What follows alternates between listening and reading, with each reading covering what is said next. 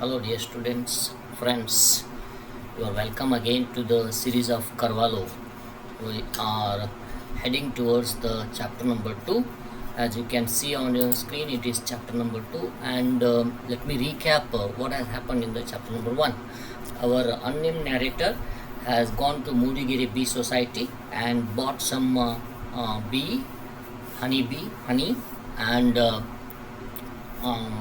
and we are introduced very important characters of our novel. That is, one is our unnamed narrator and Mandanna and Lakshmana. Both these two young men were working in the Mudigere Bee Society, and from them our narrator bought the honey, and the honey was in the kerosene tin, and he bought the honey for 78 rupees, but he paid them only 70, and he promised to pay the 8 rupees the next day. And that is how he kept a tin in his jeep, and he started towards his home. And now the second chapter begins here, when he starts his jeep and moves on. And yes, on the way back the engine made a few strange noises and then stopped. And on the way, when the jeep was moving, when the jeep was going in the middle of his road, the engine of the jeep has stopped working, and I had made only half a mile from Mudigere. So the narrator has come only half a mile from that Mudigere. Thank heaven it wasn't raining, because the area where narrator is telling us the story, it's a very heavy rainy area. And then when the jeep has stopped, there was no rain, but the sky was overcast. Here you can see how the sky was. It was overcast, which means it may be rain in the coming moments, maybe in few moments. So like that means all the sky has become black. I got off, lifted the bonnet, checked the battery and the plug and wiring and so on, and tried to start the vehicle. So the narrator has tried everything which was necessary to start the engine, but the engine hasn't have any problem with the engine. Then it wouldn't come to life. Even though he tried to start the engine, it wouldn't started. It hasn't started. I mentally went over all the old problems that the jeep had. So it has some summary, it has some history of some problems, but this time the problem wasn't with the same old problems, but that didn't help either. So I cleaned the carburetor, the jets and the distribution system. It was no use. So narrator tried to do something which is necessary for the engine to start, but it hasn't worked well. So it was no use. It was getting to be a little dark. So now there is I think it's the evening time. Maybe the clouds are overcast, so the area is becoming, the sky is becoming the dark, and I was slightly worried. So the narrator is worried. On an impulse, I opened the lid of the petrol tank. So he thought of looking at the petrol, whether the jeep had a petrol or not.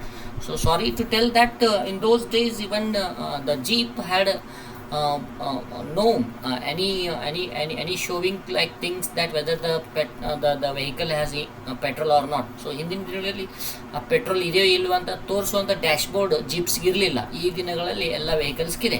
So the blasted thing had gone dry, means the petrol has been run out there. So there was no petrol. So the bottom shone like a polished steel, means to that extent the petrol has come over. So petrol ಎಲ್ಲ ಮುಗಿದಿತ್ತು, ಪೆಟ್ರೋಲ್ನ tank polished steel ಥರ ಕಾಣಿಸ್ತಾ ಇತ್ತು. So now I knew that why the jeep had come to a sudden stop. So it is clear that there is no petrol in the jeep. I waited hoping that somebody would turn up. Here I would like to bring your notice that the phrasal verb, what do you call it? Phrasal verb. So one verb and one preposition. So these two means something different. ಈ ರೀತಿ ಒಂದು ಕ್ರಿಯಾಪದ ಮತ್ತೊಂದು preposition ಸೇರಿ ಇಂತಹ ಪದಗಳಿಗೆ ನಾವು phrasal verbs ಅಂತ ಕರಿತೇವೆ. ಇಲ್ಲಿರ್ತಕ್ಕಂಥ ಪದಗಳನ್ನು ಮತ್ತು ಅವು ಇಂಡಿವಿಜುವಲ್ ನಿಂತಾಗ ಬೇರೆ ಮೀನಿಂಗ್ ಕೊಡ್ತದೆ. ಈ ರೀತಿ ಎರಡನ್ನು ಸೇರಿಸಿ ಹೇಳಿದಾಗ ಇದು ಪ್ರೇಸಲ್ ವರ್ಬ್ಸ್ ಅಂತ ಕರಿತೀವಿ. ವುಡ್ ಟರ್ನ್ ಅಪ್ ಅಂದರೆ ಯಾರಾದರೂ ಬರ್ತಾರೆ, ಸಂಬಡಿ ಮೇ ಕಮ್ ಅಂತ. Turn up means coming or ಅಲ್ಲಿ ಎದುರಾಗೋದು ಅಂತ. So after while I heard a Jawa motor bicycle. So ಅಲ್ಲೊಂದು ಬೈಕ್ ಬರ್ತಾ ಇದೆ ಜಾವಾದು, ಆ್ಯಂಡ್ ಸಾ 2 men, ಇಬ್ಬರು ಬರ್ತಾ ಇದ್ರು with rain quotes on coming in my direction. So ಅವರು ನ್ಯಾರೇಟರ್ ಕಡೆನೇ ಬರ್ತಾ ಇದ್ರೆ the people, the bikers, on bike there were 2 people and they were coming towards the narrator. When they were still at a distance, I went to the middle of the road, I waved my hand. Now the narrator want those bikers to stop and listen to his problem, and signaling them to stop, they stopped. So the bikers stopped here, and the pillion rider. So again, this is another important word you are supposed to know. The pillion rider means the person who will be sitting behind, ಹಿಂದೆ ಕಡೆ ಕುಳಿತಿರ್ತಕ್ಕಂಥ ವ್ಯಕ್ತಿಗೆ ನಾವೇನಂತ ಕರಿಬೇಕು, pillion rider ಅಂತ ಕರಿಬೇಕು. Why sir, what is the matter? So this is what a very important dialogue you must say whenever you face a problem or whenever you see a person with a problem, you are suppose to say like this, what's the matter, okay, and I want a favour, means ನಿಮ್ಮಿಂದ ನನಗೆ ಸ್ವಲ್ಪ ಸಹಾಯ ಆಗಬೇಕು, ನನಗೆ ನಿಮ್ಮಿಂದ ಸ್ವಲ್ಪ help ಆಗಬೇಕು ಅಂತ ಕೇಳ್ತಾರೆ ನ್ಯಾರೇಟರ್. ಎಸ್, ಅವರು ಯಸ್ ಹೌದಾ ಅಂತ ಕೇಳ್ತಾರೆ. ಎಸ್, ನೋಡಿ ಇಲ್ಲಿ ಈ ವರ್ಡ್ ಎಸ್ ಅನ್ನೋದು ಒಂದು ನಾರ್ಮಲ್ ಹೌದು ಮತ್ತು ಹೌದಾ ಅದನ್ನೇ ಕ್ವಶನ್ ಮಾಡಿದಾಗ ಈ ರೀತಿ ಬರುತ್ತೆ. Yes, yes, like this. Yes means question. I want a little petrol. Yeah, what the narrator actually wants, to a little petrol means for what? To his jeep. Our little stock wouldn't be enough for your big vehicles. Means they thought that the petrol from the bike tank may be taken out and maybe poured into the jeep petrol tank, but it is not possible because the bike tank will be very small and the jeep will be having a big tank. So, and it is difficult to pump petrol from this motorbike's tank. They told that it is not possible for them to pump the petrol from the motorbike's tank also. They were right, actually they were right. After a moment he said, right, you say you stay here, we shall go to Mudigere and get you some petrol. So ನೀವು ಇಲ್ಲೇ ನಿಂತ್ಕೊಳ್ಳಿ, and we will go to Mudigere. Mudigere means it is a half a mile from that place. So that both the bikers told the narrator that he should wait there. So the narrator, actually you know that narrator have no money because he had 70 rupees and he had paid them to the honey. Yes, but I told them that the owner of the bunk would give me them petrol if they mentioned my name. So ನನ್ನ ಹೆಸರು ಹೇಳಿದ್ರೆ petrol bunk owner ನಿಮಗೆ petrol ಕೊಡ್ತಾರೆ. That is how he told the bikers, and the moment I gave them my name, ಯಾವಾಗ ಅವರಿಗೆ ನಾನು ನನ್ನ ಹೆಸರು ಹೇಳಿದ್ನೋ, they both exclaimed, ಅವರು ತುಂಬ ಆಶ್ಚರ್ಯಚಕಿತರಾಗಿ ಉದ್ಗಾರ ತೆಗೆದು ಹೇಳ್ತಾರೆ, ಓ ಸರ್, ಇಸ್ ದ್ಯಾಟ್ ಯು? ಯಾ, ಅದು ನೀವಾ sir? Okay, and your film was so good sir. So the narrator looks like any film director or say producer or maybe actor. Totally he is related with the film industry. So yeah, from then on it was smooth sailing for me. ಅವ್ರಿಗೆ ನಾನು ಹೆಸರು ಹೇಳಿದ ನಂತರ they decided to help the narrator, and they were very much smooth towards the narrator, and I didn't even have to ask for their help. Yeah, and now ಅವ್ರಿಗೆ ಅನಿಸ್ತು ಅವ್ರು ನೀವು ಕೇಳಲಾರ್ದೇ help ಮಾಡ್ತಾರೆ ಅಂತ ನ್ಯಾರೇಟರ್ಗೆ ಅನಿಸ್ತು. They started the vehicle and shouting, we shall be back in a moment. They sped off. See again, yeah, this is what another phrasal verb here. ಅವರು ಹೇಳ್ತಾರೆ, ನೀವು ಜಸ್ಟ್ ವೇಟ್ ಮಾಡಿ, we will come back, we will bring the petrol. That is what the meaning. Sped is the word which is the past tense of speed. Okay, they sped off, ಜೋರಾಗಿ ಹೊರಟು ಹೋದ್ರು ಅಂತ. Yeah, this is what the meaning of the word, the phrasal verb sped off. I just sat and waited. So there is nothing to do with anything now here for the narrator. He has to wait for the petrol to be brought by the bikers. The passing vehicle stopped and the people therein inquired, listened, and then move on. So while the narrator was waiting, other people have passed through that road and they inquired, what's the problem sir, and like okay, and even they listened to the problem and they went on, because this narrator has given the task of bringing the petrol to bikers. So now meanwhile a few bumblebees came. They circled the tin of honey, humming. So while the narrator was waiting, ಅಲ್ಲಿ bumble bees show of ಆಗ್ತದೆ. Bumble bees ಅಂತಂದರೆ kind of bees, overall ಜೇನು ಥರ ಇರ್ತಕ್ಕಂಥ wings ಇರ್ತಕ್ಕಂಥ bees from the forest, right.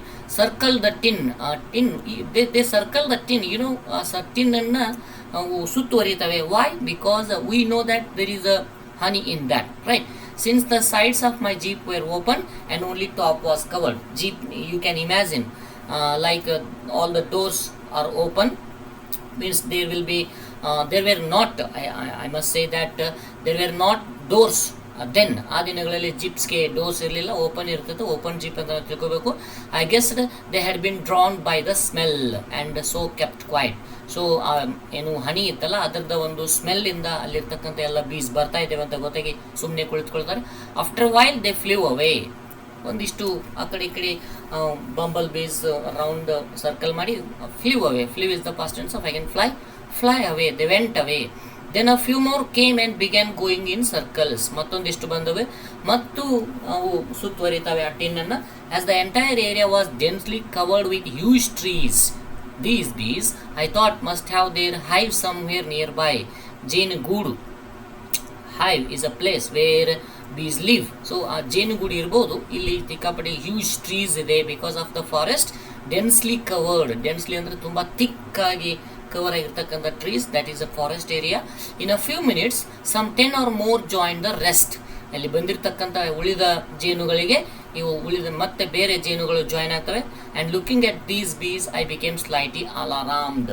So the narrator is now very much alarmed, means he started fearing, right?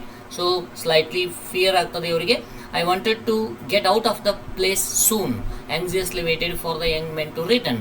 So now the narrator decided to leave that place of where he was sitting in the jeep. Now he left the jeep and yes, slowly the number of bees went on increasing, and the as you can see the number of bees went on increasing. ಹೆಚ್ಚಾಗ್ತಾ ಹೋಯಿತು. Those which had come first must have gone and told the others. So this is what the communication between the bees is visible through the idea of our narrator.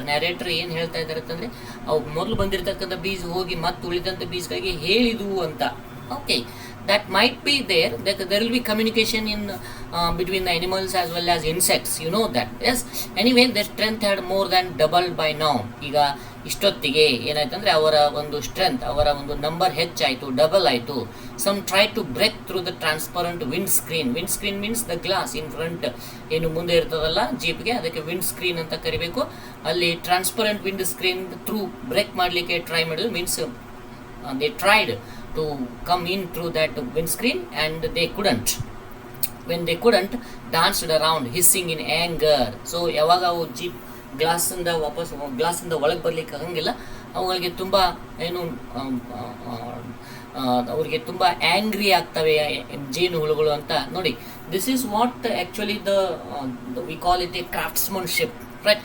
This is what we call the writer's capacity to imagine the feelings of our honey bees, right? So I curse myself for this new mishap.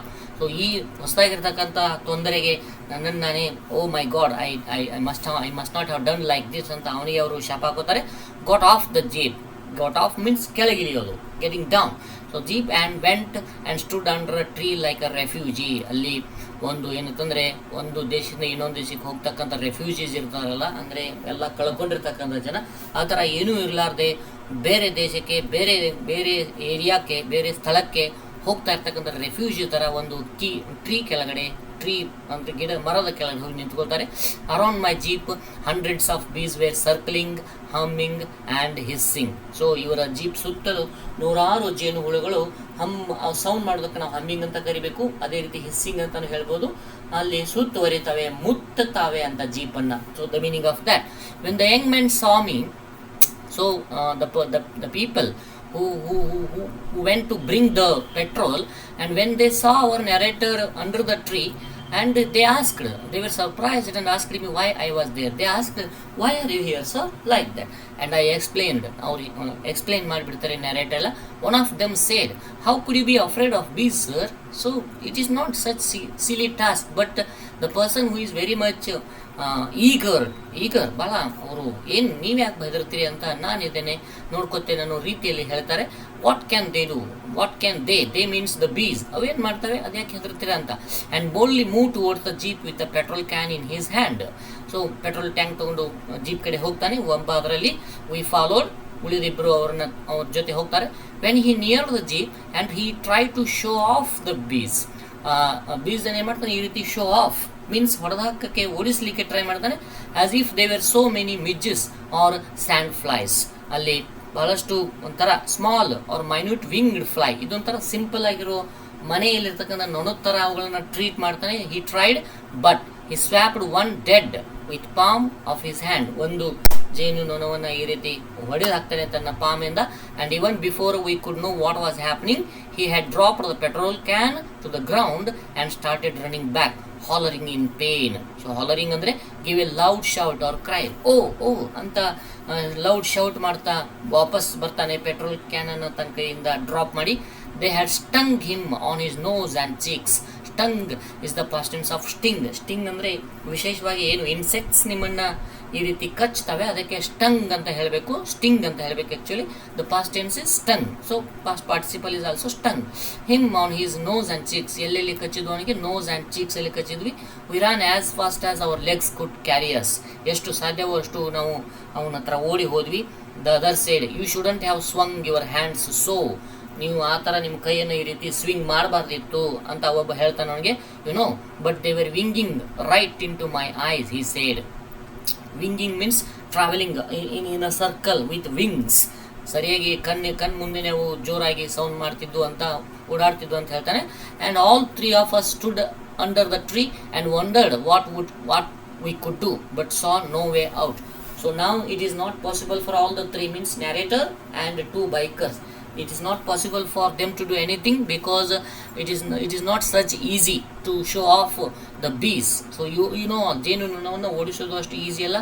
ಅಲ್ಲಿ ಅವರು under tree ಹೋಗಿ ನಿಂತ್ಕೊಂಡು ಏನು ಮಾಡ್ಬೋದು ಅಂತ ವಿಚಾರ ಮಾಡ್ತಾ ನಿಲ್ತಾರೆ. The other person asked whether he would venture out again. ಇನ್ನೊಬ್ಬ ಅದು ಯಾರು ಜೇನು ನೊಣವನ್ನು ಹೊಡೆದಕ್ಕೆ ಹೋಗ್ಲಿಕ್ಕೆ ಬಂದಿದ್ನಲ್ಲ ಒಬ್ಬ, ಅವನು ಮತ್ತೊಬ್ಬ ಕೇಳ್ತಾನೆ ಈ ರೀತಿ ಮತ್ತೊಮ್ಮೆ ಮಾಡ್ತೀಯಾ, ಇಂಥ ವೆಂಚೂರ್ಸಲ್ಲಿ ನೀನು ಮತ್ತೊಮ್ಮೆ ತೊಡಗಿಸ್ಕೊಳ್ತೀಯಾ. With his raincoat over his head. Raincoat over head ಹಾಕೊಂಡಿರ್ತಾನೆ. The man who had been stung once declared. Okay ಹೇಳ್ತಾನೆ ನೋ ಥ್ಯಾಂಕ್ ಯು, ಇನ್ನೊಂದು ಸರ್ತಿ ಈ ರೀತಿ ಮಾಡಲ್ಲ. Not that I am afraid but tomorrow we have a group photograph. ನನಗೆ ಭಯ ಅಂತಲ್ಲ, ಬಟ್ ನಾಳೆ ನಮ್ಮದು ಗ್ರೂಪ್ ಫೋಟೋಗ್ರಾಫ್ ಇದೆ. ಎಲ್ಲಿ? In our departments. Might be he is a worker somewhere, he may be servant of any government department or may be some private as well. So ಇಲ್ಲಿ ಅದು group photo ಇದೆ, ಅದಕ್ಕಾಗಿ ನಾನು ಭಯ ಬೀಳ್ತಾ ಇದ್ದೇನೆ. And it wouldn't be nice if I go there with a swollen face. Swollen, swell ಅಂತಂದರೆ ಏನು? ಊತ ಬರೋದು, ಬಾವು ಬರೋದು. ಸೊ ಜೇನು ನೊಣ ಕಚ್ಚಿದ್ರೆ ಆಬ್ವಿಯಸ್ಲಿ ಸ್ವೆಲ್ಲಿಂಗ್ ಬರ್ತದ. So that is what swollen face. ಉಬ್ಬಿಕೊಂಡಿರ್ತಕ್ಕಂಥ ಮುಖ ಯಾರು? ಹನುಮಂತನಂಥದ್ದು. Okay, that is why he is getting afraid there. Both of us sympathized with him and told him that his reluctance was understandable. Okay, ಅವರಿಗೆ ಸ್ವಲ್ಪ ಸಮಾಧಾನ ಹೇಳ್ತಾರೆ. Don't worry, it will be very okay after some days ಅಂತ ಹೇಳ್ತಾರೆ. His reluctance, unwillingness to go for a photograph, ಅದು ನಮಗೆ ಅರಿವಾಗುತ್ತೆ. Understandable ಅಂತ ಹೇಳ್ತಾರೆ ಇಬ್ಬರು ಸೇರಿ, narrator and the other biker. After some time I said once it gets dark they will all go away. So this is again the quality of bees. ನಿಮಗೆ ಅರಿವಿಗೆ ಬರ್ತಾ ಇರ್ಬೋದು, ನೀವು ತಿಳ್ಕೊಳ್ತಾ ಇರ್ಬೋದು. ಹಾಗಾದರೆ ಬೀಸ್ ವರ್ಕ್ ಓನ್ಲಿ ಇನ್ ಲೈಟ್. ಬೀಸ್ ಕೇವಲ ಲೈಟಲ್ಲಿ ಮಾತ್ರ, ಬೆಳಕಿದಾಗ ಮಾತ್ರ ಅವು ಏನು ಹನಿ ಹತ್ರ ಇರ್ತವೆ. When there will be dark they will all go away ಅಂತ ಇಮ್ಯಾಜಿನ್ ಮಾಡ್ಕೊತಾರೆ ನಮ್ಮ narrator. Then I shall fill the tank and move on. It looks like raining. You would better go. ಮಳೆ ಬರೋ ಹೊತ್ತಿದೆ, ನಾನು ಪೆಟ್ರೋಲನ್ನು ನನ್ನ ಟ್ಯಾಂಕ್ ಹಾಕೊಂಡು ಹೋಗ್ತೇನೆ, ನೀವು ಹೋಗಬಹುದು, ನೀವು ಪ್ಲೀಸ್ ಹೋಗಿ, ಯು ವುಡ್ ಬೆಟರ್ ಗೋ ಅಂತ ರಿಕ್ವೆಸ್ಟ್ ಮಾಡ್ಕೊಳ್ತಾರೆ ನಮ್ಮ ನ್ಯಾರೇಟರ್ ಬೈಕರ್ಸನ್ನು. At first they politely demurred but later agreed. ಆದರೂ ಸರ್ ನೀವು ಒಬ್ಬರೇ ಆಗ್ತೀರಾ? ಅಬ್ಜೆಕ್ಷನ್ ಮಾಡ್ತಾರೆ. ಸರ್ ಬೇಡ, ನಾವು ಹೆಲ್ಪ್ ಮಾಡ್ತೇವೆ ಅಂತ ಪೊಲೈಟಾಗಿ. ಡೆಮರ್ಡ್ ಮೀನ್ಸ್ ಅಬ್ಜೆಕ್ಷನ್ ರೈಸ್ ಮಾಡ್ತಾರೆ, ಬೇಡ ಸರ್ ನಾವು ಇರ್ತೇವೆ ಅಂತ, like that. But later agreed, ಆಮೇಲೆ ಒಪ್ಕೊಂಡು ಹೊರಟೋಗ್ತಾರೆ. Then it started raining. I stood under the tree, shivering and cursing the bees. So ನೀರಲ್ಲಿ ನೆಂದ್ಕೊಳ್ತಾ, ಓಕೆ, ನಡುಗುತ್ತಾ ಬೀಸನ್ನು ಕರ್ಸ್ ಮಾಡ್ತಾ ನಮ್ಮ ನ್ಯಾರೇಟರ್ ಏನು ಮಾಡ್ತಾರೆ? ವೇಟ್ ಮಾಡ್ತಾರೆ. And waited for the darkness to descend. ಏನು? ಕತ್ತಲು ಕವಿಯುವುದಕ್ಕಾಗಿ ಅಂತ ಹೇಳ್ಬೋದು, ಕತ್ತಲು ಇಳಿಯುವುದಕ್ಕಾಗಿ ಅಂತ ಹೇಳ್ಬೋದು, ಕತ್ತಲು ಕವಿಯುವುದಕ್ಕಾಗಿ ವೇಟ್ ಮಾಡ್ತಾರೆ. Yes, next paragraph is when I reached home. Now the incident of jeep is over. So now the narrator reaches his home and it was quite late. ಸ್ವಲ್ಪ ಲೇಟ್ ಆಗಿರ್ತದೆ ಮನೆಗೆ ರೀಚ್ ಆಗೋಷ್ಟರಲ್ಲಿ. And my little daughter came out running and shouted, oh daddy has come. Okay, ಅವರ ಚಿಕ್ಕ ಮಗಳು ಬಂದು ಇವರನ್ನು ನೋಡಿ ಡ್ಯಾಡಿ ಹ್ಯಾಸ್ ಕಮ್ ಅಂತ ಶೌಟ್ ಮಾಡ್ತಾ ಇನ್ವೈಟ್ ಮಾಡ್ಕೊತಾಳೆ. Next, while leaving home, I had told her that I would be getting some honey. So ಮನೆ ಬಿಟ್ಟು ಹೋಗುವಾಗ ಮಗಳಿಗೆ ಹೇಳಿರ್ತಾರೆ ನಮ್ಮ narrator that he would be getting some honey. So my wife, who saw me returning not with a few bottles but a whole tin, was surprised. So the narrator wife is surprised to see that there are no bottles but a big tin of like kerosene. And when I told her it was all pure honey, she simply smiled. So ಅದೆಲ್ಲ ಪೂರ್ಣ ಅಷ್ಟು ದೊಡ್ಡ tin ಹನಿದು ಅಂತ ಹೇಳಿದಾಗ narrator's wife smiles, right. I did not think that a kerosene oil tin was fit vessel for the precious nectar. So yes, ಈ precious nectar ಅತ್ಯಮೂಲ್ಯವಾಗಿರ್ತಕ್ಕಂಥ ಅಮೃತ ಅಂತ ಕನ್ಸಿಡರ್ ಮಾಡ್ತಾರೆ ಹನಿಯನ್ನು ನಮ್ಮ ನ್ಯಾರೇಟರ್. ಈ ಪ್ರೀಸಿಯಸ್ ಅತ್ಯಮೂಲ್ಯ, ಓಕೆ, ವ್ಯಾಲ್ಯೂಯೇಬಲ್ ಅಂತ ನಾವು ಹೇಳ್ಬೋದು. ಪ್ರೀಸಿಯಸ್ ಅಂದರೆ, ನೆಕ್ಟಾರ್ ಅಂದರೆ ಅಮೃತ.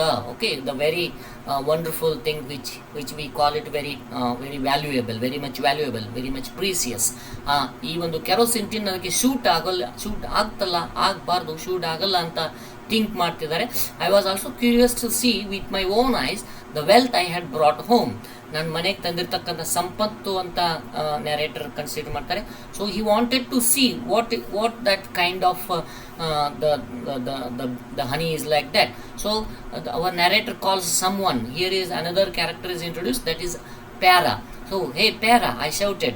So he calls the servant who is there in the house. So Para, he calls Para. So who is Para? It is explained here. There was a Muslim boy. Who was a kitchen assistant in our household. ನಮ್ಮ ಮನೆಯಲ್ಲಿ kitchen assistant ಆಗಿ work ಮಾಡ್ತಾ ಇದ್ದಾರೆ. You must remember who is Pyara. Pyara is a kitchen assistant working in the narrator's house ಅಂತ ನೀವು answer ಮಾಡಬೇಕಾಗುತ್ತೆ. He had been put into remand home for 6 months. You must know what is remand home. Remand home is a kind of jail, dear friends, but it's not kind of it is a kind of jail but not jail. Especially the children below 18, 18 ವರ್ಷಕ್ಕಿಂತ ಕೆಳಗಿದ್ದಂಥವರಿಗೆ ನಾವು children ಅಂತ consider ಮಾಡ್ತೇವೆ. If they commit any crime and that is proved, ಅವ್ರು ಮಾಡಿರ್ತಕ್ಕಂಥ ಅಪರಾಧ prove ಆದರೆ ಅವ್ರನ್ನ ಜೈಲಿಗೆ ಹಾಕಲ್ಲ, but they will be sent to this place called remand home. So remand ಹೋಮಲ್ಲಿ ಇರ್ತಾನೆ ಅವನು 6 ತಿಂಗಳ ಕಾಲ. And as he was found picking pockets. ಯಾಕೆ ರಿಮ್ಯಾಂಡ್ ಹೋಮಲ್ಲಿ ಇಟ್ಟಿರ್ತಾರೆ ಅವನನ್ನು? ಪಿಕಿಂಗ್ ಪಾಕೆಟ್ಸ್ ಅಂದರೆ ಪಾಕೆಟ್ ಪಿಕ್ ಮಾಡ್ತಾ ಇದ್ದಾನೆ. ಸೊ ಎಲ್ಲಿ the local bus stand. After he was discharged he came home. ಅವನನ್ನು ಏನು ರಿಮ್ಯಾಂಡ್ ಹೋಮಿಂದ ಡಿಸ್ಚಾರ್ಜ್ ಮಾಡಿದ ನಂತರ, ಬಿಡುಗಡೆ ಮಾಡಿದ ನಂತರ ಮನೆಗೆ ಬರ್ತಾನೆ. But Jamal, his father, who is the father of Pyara, Jamal, called him a bastard and drove him out. ಅವನನ್ನು ಮನೆಯಿಂದ ಹೊರಗೆ ಹಾಕಿರ್ತಾರೆ. After brief spell of nomadic life. Nomadic means ಅಲೆಮಾರಿ, ಆ ಕಡೆ ಈ ಕಡೆ ತಿರುಗಾಡಿ ಜೀವನ ಮಾಡ್ತಿದ್ದಂಥ Pyara, he came to our estate. ನಮ್ಮ ನ್ಯಾರೇಟರ್ನ ತೋಟಕ್ಕೆ ಬರ್ತಾನೆ. And worked as a cardamom picker. Cardamom means ಏಲಕ್ಕಿ ಅಂತ ನಾವೇನು ಕರಿತೀವಿ ಕನ್ನಡದಲ್ಲಿ. Cardamom is a kind of spice. So ಆ ಕಾರ್ಡಮಮ್ ಪಿಕ್ಕರ್ ಆಗಿ ಇವನನ್ನು ಒಂದು ಹೆಲ್ಪಿಂಗ್ ಹ್ಯಾಂಡ್ ಆಗಿ ತೊಗೊತಾರೆ. Left after the harvest he had stayed with us. ಏನು ಕಾರ್ಡಮಮ್ ಪಿಕ್ ಮಾಡ್ತಕ್ಕಂಥ ಒಂದು ಹಾರ್ವೆಸ್ಟ್, ಅದರದ್ದೇ ಒಂದು ಕಾರ್ಡಮಮ್ಮೆನ್ನೆಲ್ಲ ಅವನು ಸ್ಟಾಕ್ ಮಾಡಿ ಅದನ್ನು ವರ್ಕೌಟ್ ಮಾಡಿ ಕ್ಲೀನ್ ಮಾಡಿ ಏನು ಕಳಿಸ್ಬಿಡ್ತಾರೆ. ಆ ಒಂದು ಹಾರ್ವೆಸ್ಟಿಂಗ್ ಮುಗೀತದ. ಮುಗಿದ ನಂತರ ಇವ್ರ ಜೊತೆಗೆ ನಿಂತು ಬಿಡ್ತಾನೆ ಅವನು. When he heard me shout he came running with yes sahib. Okay, ಓಡ್ತಾ ಬಂದು ಎಸ್ ಸಾಬ್, ಆ ಸಾಬ್ ಅಂತ ಕಾಲ್ ಮಾಡ್ತಾನೆ Pyara. And now open the tin, I said. ಆ ಟಿನ್ನನ್ನು ಓಪನ್ ಮಾಡುವಂಥ ಪ್ಯಾರಾಗೆ ಇವರು ಇನ್ಸ್ಟ್ರಕ್ಷನ್ ಕೊಡ್ತಾರೆ. What's in it? Obvious question is, ಸಹಜವಾಗಿರ್ತಕ್ಕಂಥ ಪ್ರಶ್ನೆ. ಟಿನ್ನಲ್ಲಿ ಏನಿದೆ? What's that to you? ನಿನ್ಗೆ ಯಾಕೆ ಬೇಕದೆಲ್ಲ? So look at the sentence. What's that to you means ನಿನಗೆ ಅದರ ಅವಶ್ಯಕತೆ ಇಲ್ಲ, ನಿನ್ಗೆ ಏಕೆ ಬೇಕದೆಲ್ಲ ಅಂತ ಪ್ರಶ್ನೆಯನ್ನು ಈ ರೀತಿ ಕೇಳ್ತಾನೆ. ಐ ಸಿಂಪ್ಲಿ ಆಸ್ಕ್ಡ್ ಸಾಬ್, ಸುಮ್ಮನೆ ಕೇಳಿದೆ ಅಂತ. So that is how the answer by Pyara. And now by the time I got into warm clothes and returned, he had promptly brought some live charcoal pieces. So who had brought?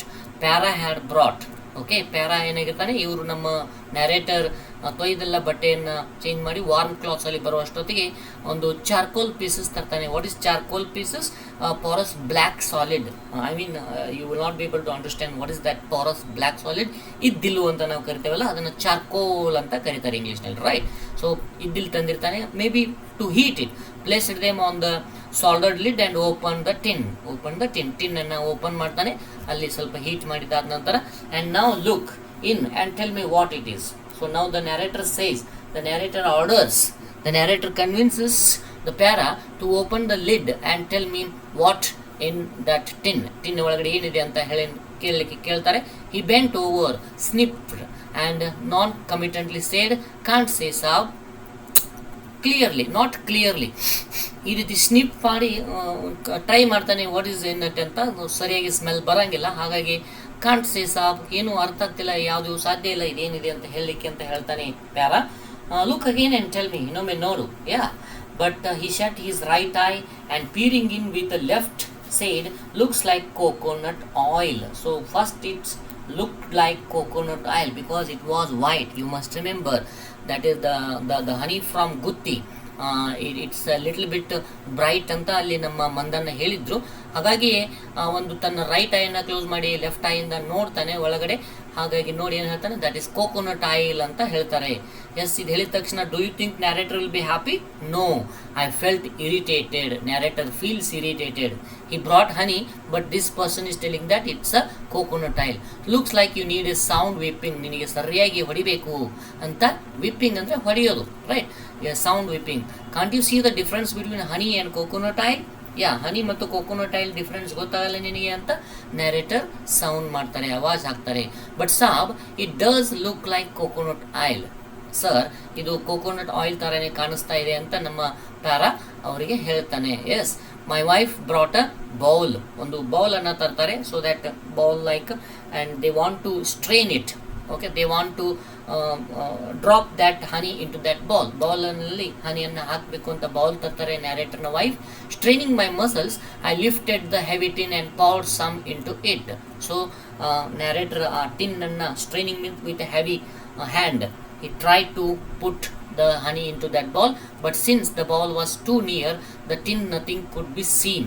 ಆ tin ಹತ್ರನೇ bowl ಇದ್ದದಕ್ಕಾಗಿ ಏನು ಕಾಣಿಸ್ತಾ ಇಲ್ಲ ಅವ್ರಿಗೆ. And my daughter shouted, daddy nothing coming. Okay, daddy ಆ ಒಂದು ಟಿನ್ನಿಂದ ಏನು ಆಚೆ ಬರ್ತಾ ಇಲ್ಲ. I felt cheated. So now the narrator thought that he has been cheated because you people know normally that coconut oil can be a solid like when it is very much cold, right? So that is how the narrator feels that he has cheated and he has not been given the honey. Instead of that, those people gave this man coconut oil ಕೊಟ್ಟರು, ನನಗೆ ಕೊಟ್ಟಿರಬಹುದು ಅಂತ cheating ಆಯಿತು ನನಗೆ ಅಂತ ಅನಿಸ್ತದೆ ನ್ಯಾರೇಟರ್ಗೆ. But I couldn't see why nothing came out of the tin. I got a torch and look through the opening. So ಟಾರ್ಚನ್ನು ಬಿಟ್ಟು ಟಿನ್ನ ಒಂದು ಮೌತ್ ಮೂಲಕ ನೋಡ್ತಾರೆ. And Para surmise looked quite well founded. So ಪ್ಯಾರಾನ ಸಪೋಸಿಂಗ್ ಅಂತ ಕರಿತೀವಿ, ಅವನ ಊಹೆ ಅಂತ ಕರಿತೀವಿ. ಎಸ್, ಅವನ ಊಹೆ ಈಗ ನನಗೆ ಸರಿ ಅನಿಸ್ತಿದೆ. Yes, within there was a thick whitish liquid. ಆ ಟಿನ್ ಒಳಗಡೆ ಏನಿತ್ತು, ವೈಟಿಶ್ ಥಿಕ್ ಲಿಕ್ವಿಡ್ ಇತ್ತು. ಥಿಕ್ ಆಗಿರ್ತಕ್ಕಂಥ ವೈಟಿಶ್ ಲಿಕ್ವಿಡ್ ಇತ್ತು.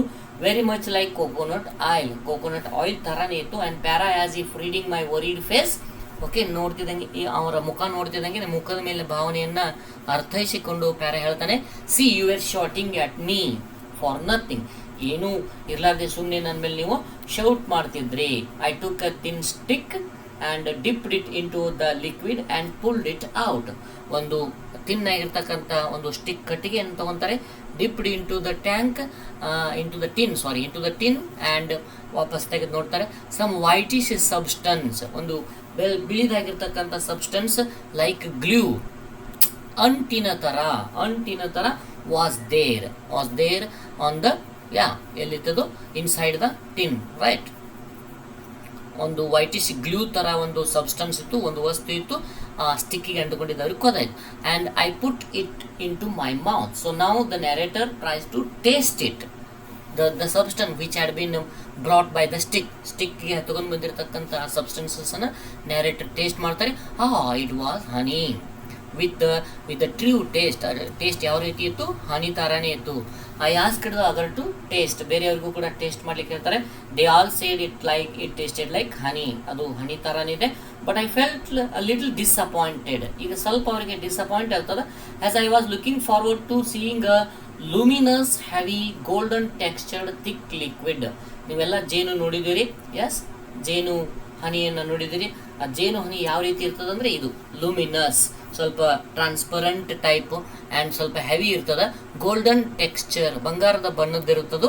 ಸೊ ಅದು ಲಿಕ್ವಿಡ್ ಥಿಕ್ ಕೂಡ ಇರುತ್ತೆ. So that is how the quality, the feature same. ನಮ್ಮ ಜೇನಿನ ಒಂದು ನೋಡ್ತಿದ್ದಂಗೆ ಅದರ ಟೆಕ್ಸ್ಚರ್, ಅದರ ಒಂದು ಫೀಚರ್ ಯಾವ ಇರ್ತದೆ, ಲುಮಿನಸ್ ಇರ್ತದೆ, ಹೆವಿ ಇರ್ತದೆ, ಗೋಲ್ಡನ್ ಟೆಕ್ಸ್ಚರ್ಡ್ ಇರ್ತದೆ, ಥಿಕ್ ಲಿಕ್ವಿಡ್ ಇರ್ತದೆ. And Mandan had passed it on to me as the best honey from the Gutti side. Mandhana